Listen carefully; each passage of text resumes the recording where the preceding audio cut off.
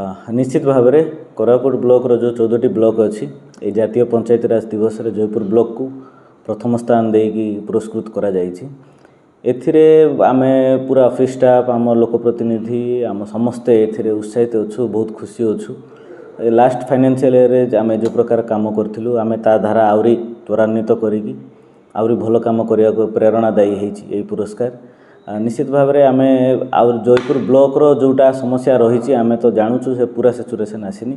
एई वर्ष भितर आमे केमती से समस्या गुड़िकर समाधान करिवु, लोकंकर मौलिक समस्यार समाधान केमती हो पारियो ता पय संपूर्ण मात्रा रे चेष्टित रहिबु। बहुत खुशी लागुची कहीं आपण जानि पारथुए जे खरा वर्षा शीत आमको स्टाफ माने फील्ड स्टाफ बोलतु ऑफिस स्टाफ होंतु से माने अहर चेष्टा करथांती लोकंकर समस्यार समाधान हो, लोकंकर जो आकांक्षा रही ताकू केमती यथाशीघ्र आमे कार्यकारी करिपारिबु किंबा तांको समस्यार समाधान करिपारिबु।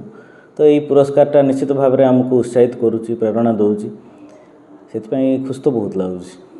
निश्चित भाव कर्मचारी आमर सरपंच भाई भौणी आमर समिति सभ्य सभ्या जिला परिषद सभ्य सभ्या आम चेयरमैन भाइस चेयरमैन आम यही वर्ष बहुत थर मीटिंग बसलु, आम पंचायत समितिर केमती विकास हम तापाई चिंता करूँ जोटा इम्प्लीमेंटेशन रे मझे गोटे गैप रोला तो ताकू केमती आम कम करूँ, प्रोजेक्ट जाक केमती टाइम मध्य समाप्त हम जोटा आवश्यकता अच्छी लोकंकर मौलिक आवश्यकता केमती पूरा करा पर विस्तृत आलोचना होची।